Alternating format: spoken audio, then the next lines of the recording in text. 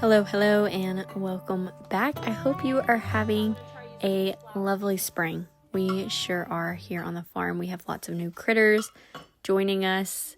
It seems every week there is someone new here on the farm. We are going to get right into it today with some baking. I have been recreating all of our favorite recipes into a gluten-free version, and one of the recipes that I used to make and sell at the farmer's market last year was a honey oat bread, yeast bread.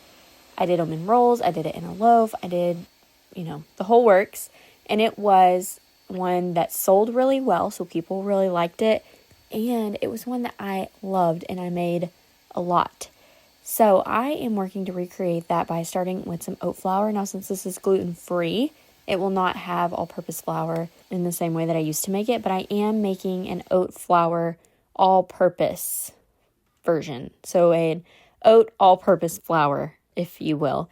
And what I love about this is I can just blend the oats. I don't have to use my grain mill. It's very simple. So it's very accessible to a lot of people. Now, you could probably just use the oats, and I am going to try this, but we are mixing ours with some starches, a little bit of xanthan gum.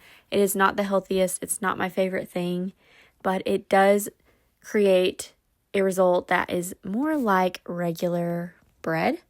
And so that is what we were doing today. I did 2 cups of oat flour, half a cup of potato starch, half a cup of tapioca starch, and a tablespoon of xanthan gum. And then I am replacing my sugar in my regular bread recipe with the same amount of honey, and then just replacing the rice all-purpose flour that I've shared with you previously for oat. So I will go ahead and read off the recipe because there are a few changes that I did to this. So for this, I did 2 eggs, a 1/4 cup of melted butter. I only did 1 cup of water. Normally I would do 1.5 cups, but I'm doing half a cup of honey. And so since that's a liquid, I am reducing the other liquid down to 1 cup. Then I'm adding in a 1.5 tablespoons of yeast, a tablespoon of psyllium husk, and then my 2.5 cups of my oat all-purpose flour, a 1.5 teaspoons of salt, a tablespoon of baking powder. I think that's everything. I just let that mix in the KitchenAid. You can also do it by hand, but I'm just letting it go for quite a while. You want it to get lots of air into it and brighten up the color. It'll lighten significantly.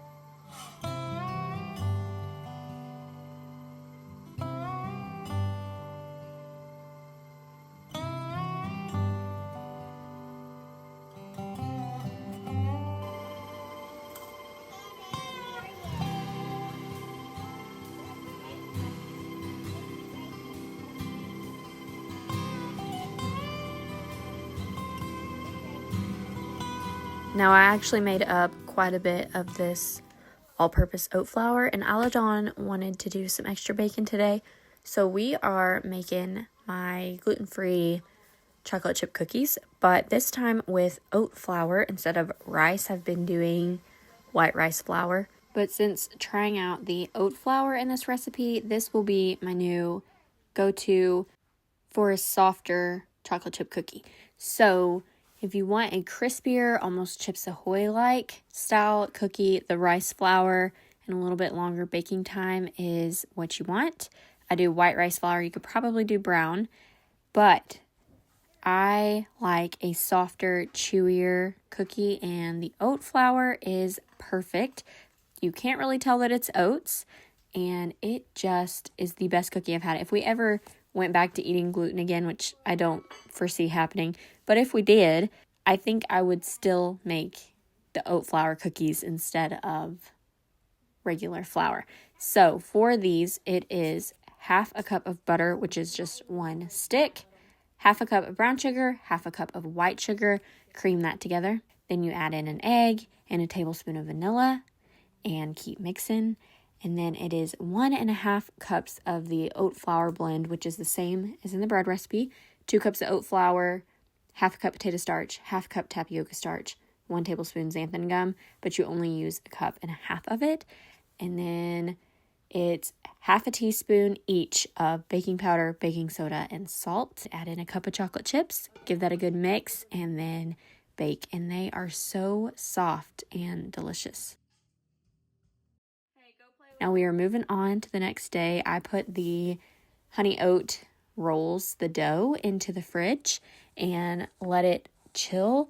I have said with the rice bread that I make that this is really necessary to be able to handle the dough and shape it. You want it really, really cold. I find this to be less necessary with the oat bread. There's something about the oat flour in the cookies and in the bread that is less gritty or like textured, powdery on the outside of the dough. It is also far less sticky. It soaks up a lot more liquid than the rice does. So this dough is like any other dough to work with. It is just nice and easy. It is not sticky. So highly recommend. I think that you don't have to chill it as long, although here I did. I chilled it overnight and came back to it the next day. I am cutting this into 24 rolls. Now these are really small, and so this is not the final recipe that I've come up with that I like. This is just one testing of it. So I am shaping that into 24 rolls, but I actually, here's a little spoiler that'll come in a later video.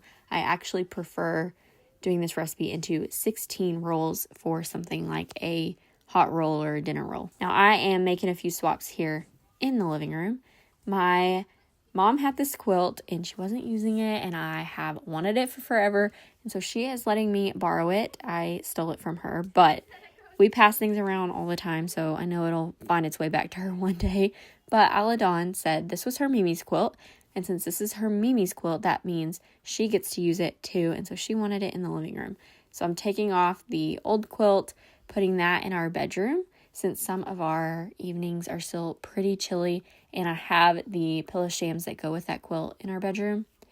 And I am putting on this, I guess it's roses, I'm not too sure, but this rose quilt on the back of our couch for us to cuddle up with when we watch shows at night or early in the morning at breakfast time. And putting all of my little cute throw pillows back on.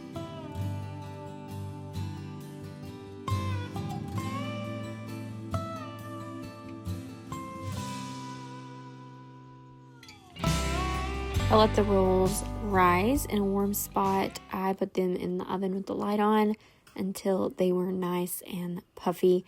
And then I am adding a little bit of honey mixed with a little bit of water and brushing that over the top of the rolls to add some oats on top just for, making them pretty.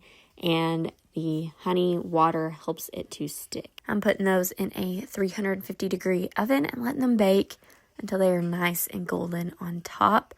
I haven't really timed these. Again, I'm working on the recipe still to get it just right, but that is what I did here. I just waited until they were nice and golden.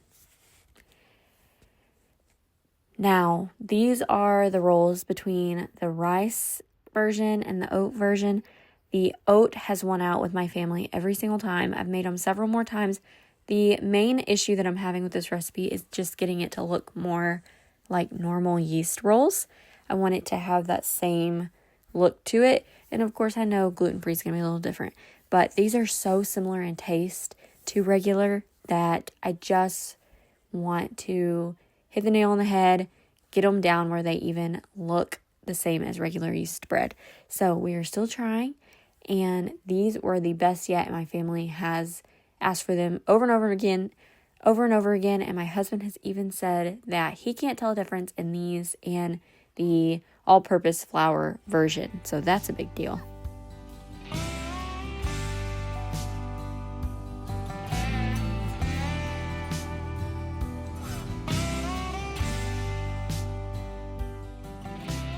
Hey y'all, I wanted to share with you a little project that I have been working on, and that is a little bit of writing that has been published. I have been a reader and a writer pretty much my entire life since I was old enough, and that was what I wanted to be when I grew up, was an author. And so now that I'm in my adult years, it has kind of gotten away from me. I have recently been writing to some magazines. I love to read magazines. I love to collect them, as well as other things, kids' books, adult fiction.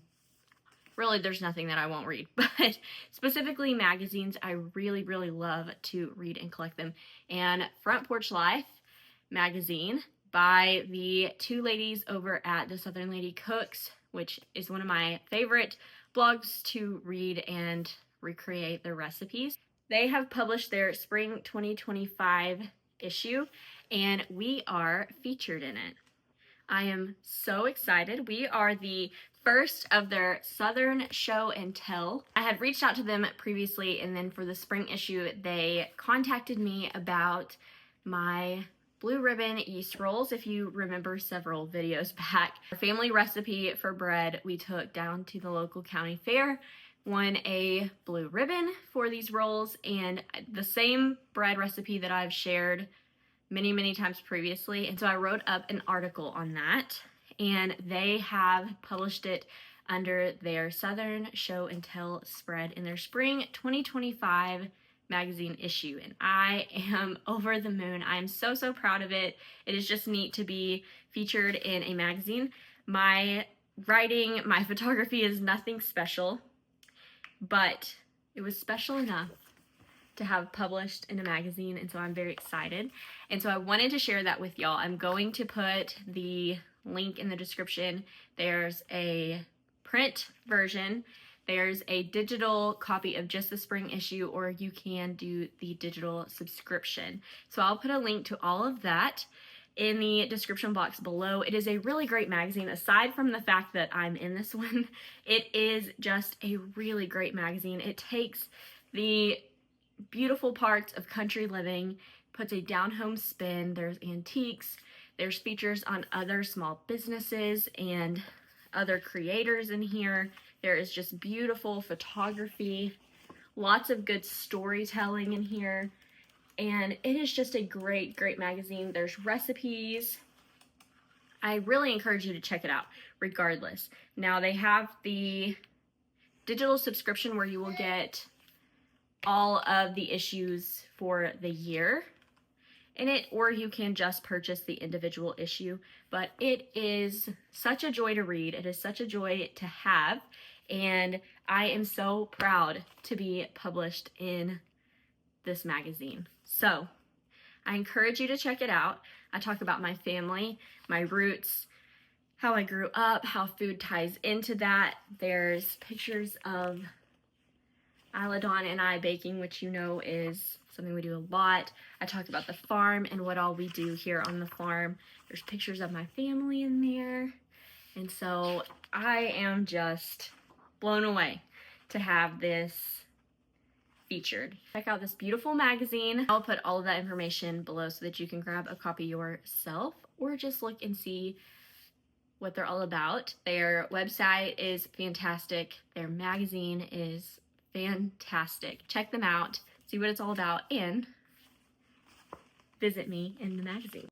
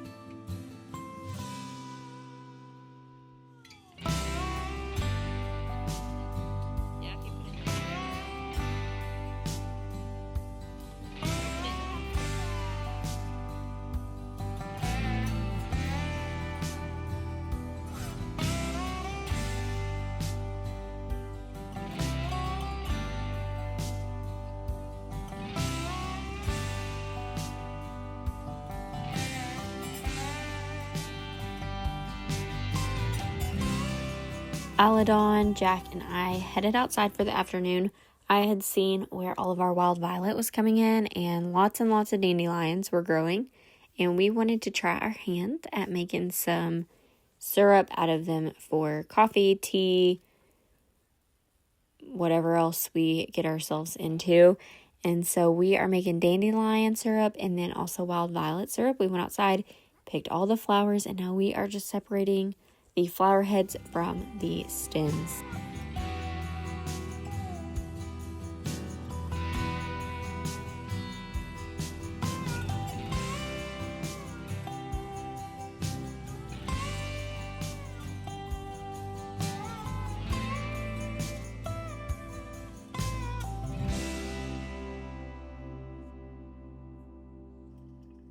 Now that all the flowers are removed from the stems, I am just covering the dandelions and the wild violets in their own separate pots in water and boiling that for 15 minutes maybe. I just did until they started to lose their color and then strain them. I strained them into a mason jar so that I could see how much liquid I had once it was strained off.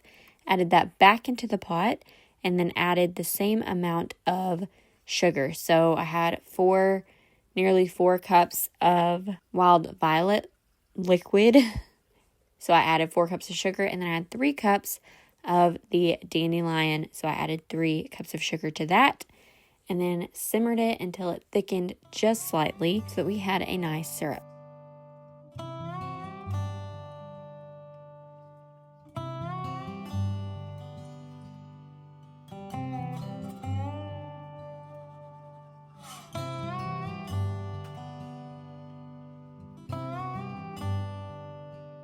Now our first testing of this is with a latte, and we did the wild violet syrup, so we made a wild violet latte. I started by just making a cup of coffee, and I brewed it pretty strong. Y'all know I don't really make coffee any fancy way. A lot of people will probably cringe at this, but I just pour hot water over some coffee grounds into a mug. And so I did that. Then Aladon decided she wanted some too. So here I have a cup of ice. I did about half a cup of milk to mine, probably about the same to hers, honestly. And then I poured in mine about a cup of hot coffee with maybe a tablespoon or 2 of the wild violet syrup in it. And then I just added a splash of coffee to hers because she is 4 and does not need a lot of caffeine. But these were delicious and perfect for a warm spring day.